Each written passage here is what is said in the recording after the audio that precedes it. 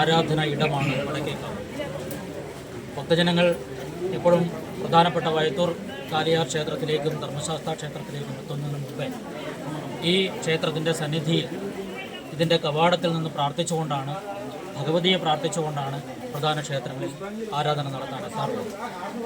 വർഷങ്ങളായി, നൂറ്റാണ്ടുകളായി നവീകരണ പ്രവർത്തനങ്ങളൊന്നും നടത്താതെ ഈ വനാന്തരത്തിൻ്റെ മധ്യത്തിൽ ദേവിയുടെ ക്ഷേത്ര സന്നിധി നവീകരണത്തിന് ആഗ്രഹിച്ചു നിൽക്കുന്ന ഒരു കാലഘട്ടം.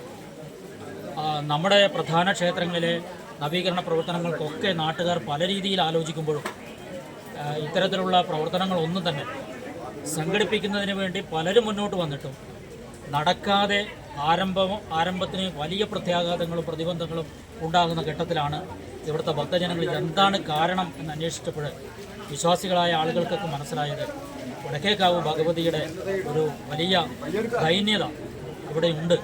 അത് പരിഹരിച്ചാൽ മാത്രമേ നമുക്ക് ഏവർക്കും എന്ത് കാര്യത്തിലേക്ക് മുന്നോട്ട് പോകാൻ കഴിയൂ എന്ന കാര്യം നമ്മുടെ ഇവിടുത്തെ ഭക്തജനങ്ങൾ ഞാൻ കമ്മീഷണറായ കാലത്ത് പറയുകയും ഉടൻ തന്നെ ആ പ്രവൃത്തി ഞാൻ ഓർക്കുന്നുണ്ട്. ഈ ഊട്ടുപുരയിൽ നിന്നാണ് നമ്മൾ അതിൻ്റെ ഒരു ആലോചന നടത്തുന്നത്. സുധീർ അപ്പോൾ പറഞ്ഞു, സാർ ഇത് വളരെ അടിയന്തരമായി ചെയ്യേണ്ട ഒരു കാര്യമാണ്, നിങ്ങൾ എന്ത് പ്രവർത്തനങ്ങൾ ഇവിടെ കാഴ്ചവെക്കാൻ ശ്രമിച്ചിട്ടും കാര്യമില്ല. അങ്ങനെ ഞങ്ങൾ എല്ലാവരും കൂടി ഈ സന്നിധിയിൽ വരികയും ഈ സന്നിധിയിൽ നിന്നെടുത്ത തീരുമാനമാണ് പെട്ടെന്ന് തന്നെ ഇത് നവീകരണം ആരംഭിക്കണമെന്നുള്ളത്.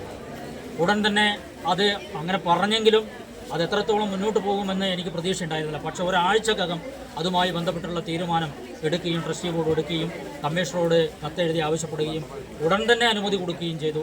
ഞാൻ തന്നെ ഒരു ദിവസം രാവിലെ ഇവിടുത്തെ നവീകരണ പ്രവൃത്തിയുടെ ആരംഭത്തിന് ഇവിടെ വരികയും അന്നേരം ഉൾപ്പെട്ടിട്ടുള്ള ഭക്തജനങ്ങൾ കൈയഴിഞ്ഞ് അവിടെ വെച്ച് തന്നെ വലിയ തോതിലുള്ള സംഭാവനകൾ